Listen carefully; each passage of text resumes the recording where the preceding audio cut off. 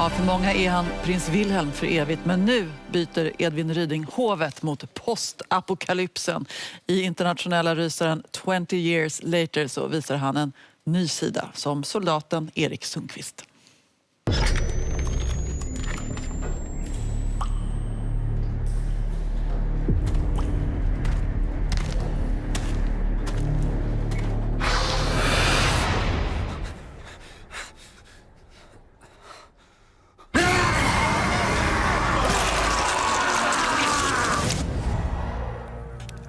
This is a glorious day.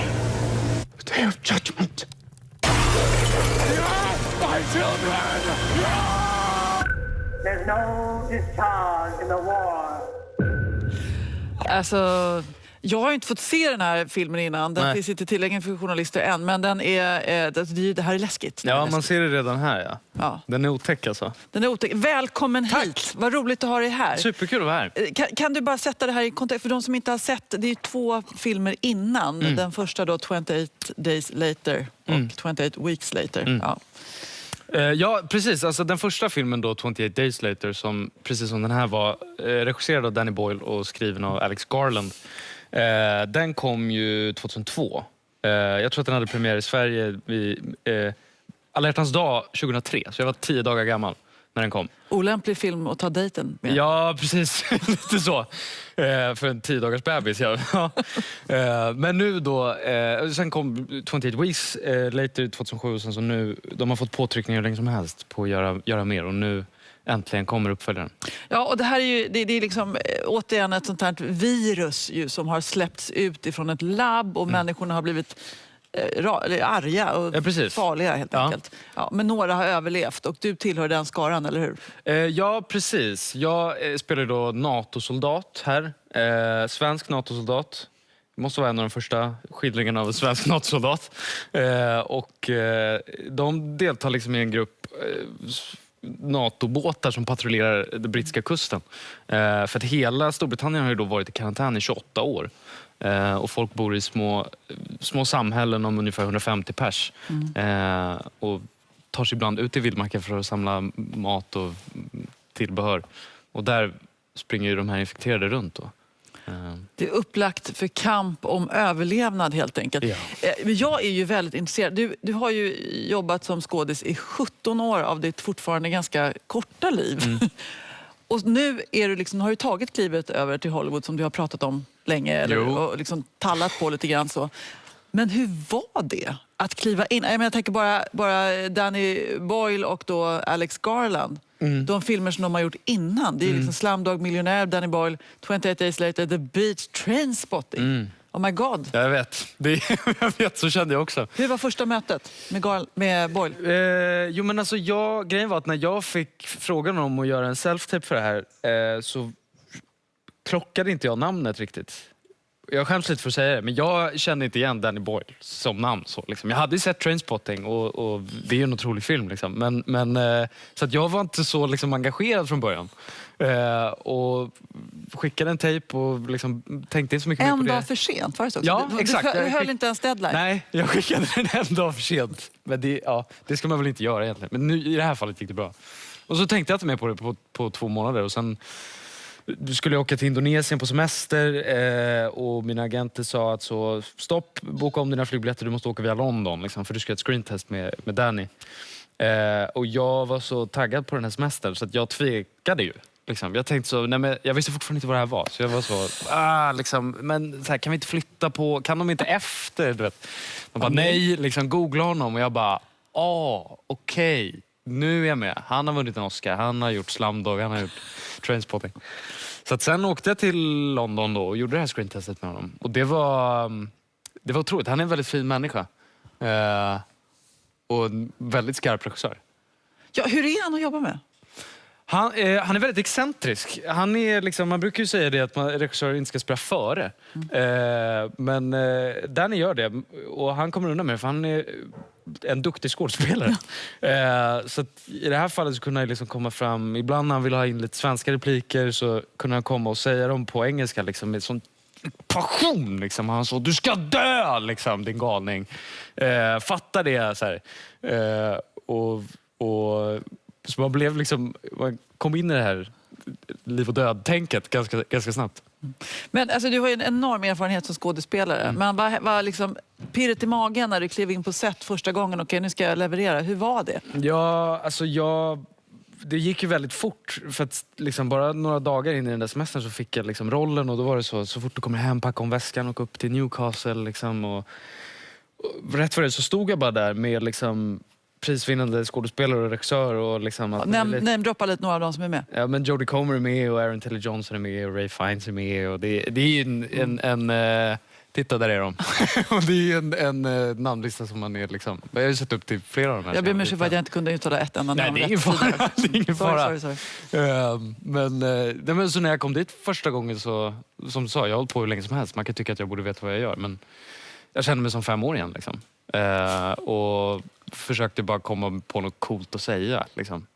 Och det gick inte så bra. Men hur många är de liksom schysst? Är Boyle schysst då? Så att jag fattade lite skakigt, vi tar om den här scenen 20 gånger. Eller är det liksom, du måste in och leverera på första trots att man står där liksom med kaninpuls? Nej, men de ställer krav liksom. Men det är ju bra tror jag också. Alltså, det hade varit värre om de hela tiden skulle bejaka liksom, så allas nervositet, tänker jag.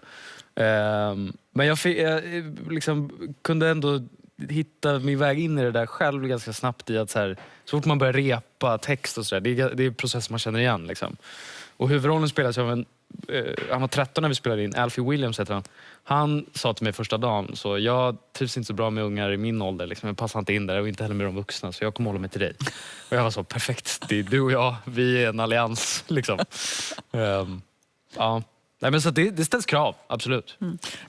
Konstiga krav också. Stämmer att Boyle tvingar dig att käka 15 äpplen under inspelningen av en scen? Ja, det är en scen där jag ska äta äpple. Och när man gör scener där man ska äta så måste man vara liksom lite smart. För att man vet att man kommer behöva göra det några gånger. Så man vill liksom inte bli helt så här sänkt av det. Så jag var strategisk med liksom hur många tuggar jag skulle ta så man kan liksom upprepa det där flera gånger. Och sen kom Danny fram till mig då och sa, han bara, när jag äter äpplen så brukar jag äta dem med kärnor och allt liksom, och skälk. Så här, jag äter hela grejen. Kan inte du göra det? Och jag var så, ja, det kan jag göra. Ingen fara. Och rätt för det så hade jag ätit 15 äpplen och låg med magknip liksom, hela helgen. Men det får man väl inte säga var värt det. Det är en uppoffring jag är värd att göra. Det är nästan en försäkringsfråga. Ja, nästan. Eller hur? Äter man för mycket av det där, det är nog inte bra, så de där kärnorna. Ja. Men det här liksom, handlar om en apokalyps. Och hur känns det att spela in en sån för världen är ju också på en ganska stökig plats liksom, generellt sett. Ja. Färgas du av det? Alltså, ja, kanske framförallt i hur man pratar om det. Alltså när vi liksom pratade om hur det skulle vara. Du vet, så man börjar prata om helt sjuka frågor. Så bara, vart har drottningen av England, vart har hon tagit vägen? Eller liksom så här, alltså, du vet, man börjar prata om sådana frågor. Så man drar ju paralleller till liksom verkligheten. Hon dog kanske. Ja, jo. Spoiler alert. För de som har missat det. Ska inte skratta, men hon var gammal. Hon hade levt ett långt och rikt liv. Det var hon. Men man färgas absolut. Och det var... Det är ju, men samtidigt är det något absurt i att liksom hela tiden leva kring det faktum att döden är runt hörnet. Liksom. Att det är en fråga om när man ska dö och inte om. Det är svårt att liksom närma sig. För man är ju lyckligt lottad som inte behöver leva i det. Liksom. Ja, så är det verkligen. Men samtidigt så, även i Sverige nu, apropå NATO-medlemskap och sådär, så tvingas vi kanske tänka över, framförallt unga personer. Skulle jag vara redo då att gå in som soldat och försvara mitt land? Så att säga? Vad skulle du göra? Har du funderat på det? Ja, alltså jag vill ju ändå tycka att jag har någon typ av teoretisk kunskap kring det nu. I alla fall om något exakt sånt här skulle hända så har jag liksom lite koll. Det känns som att jag skulle klara mig ganska länge. Som soldat har du liksom ändå så här, du har ju inte obegränsat med ammunition, men du har ju i alla fall en kulsprut då. Det har väl inte de i. Men den där känslan att kliva i liksom, och faktiskt riskera sitt liv för Sverige som land. Ja, det är ju, alltså nu har inte jag gjort militärtjänstgöring. Men jag har ju vänner som har gjort det. Och liksom, jag fick en sån där sjuk insikt när de berättade att man pratar om så här life expectancy, liksom, att det handlar om sekunder. Alltså att så här, har du den här rollen i din krigsplacering, då förväntas du leva i snitt i 8 sekunder.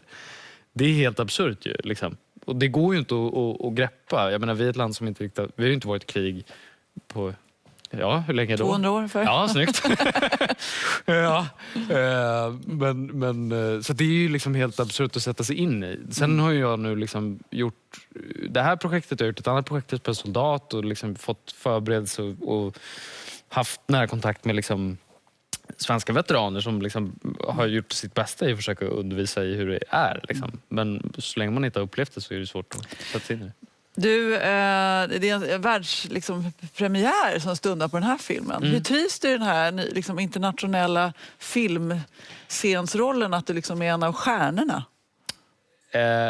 Ja, alltså, jag känner mig nog inte riktigt som en av stjärnorna här. Jag är mer liksom, det är lite känslan av att jag är bara glad att vara med. Liksom. Men det blir premiär i London nästa vecka. Det ska bli spännande. Jag har ju sett filmen. Så att jag vet ju i alla fall vad jag kan förvänta mig i själva visningen. Sen får man väl liksom försöka... Du behöver bara koncentrera på att festa helt enkelt. Typ. Men du var ju ändå på Oscargalan också. Med den svenska delegationen i vintras så att säga. Väldigt stilig klädsel. Vi har en bild här. Titta ja. Det gick hem. Det gick hem. Ja. Hade du kul? Kan du släppa loss i såna här sammanhang? Ja, alltså just i det här fallet så jag hade förväntat mig att vara skitnervös. Men jag vaknade på morgonen och kände så här, det här blir kul bara. Alltså det var märkligt alltså. Jag trodde verkligen jag skulle vara jättenervös, men jag var mer nyfiken liksom. Så att jag var ju bara nyfiken på att träffa folk liksom. Sen det blir absurt när man ska se så här, sina barndomshjältar också. Men jag hade kul, det hade jag. Jätteroligt. Ja. Tack snälla för att du kom hit. Tack själv. Idag. Och filmen, den har premiär den 18 juni. Det har du. Lycka till. Tack. Ja. Och vi är strax tillbaka.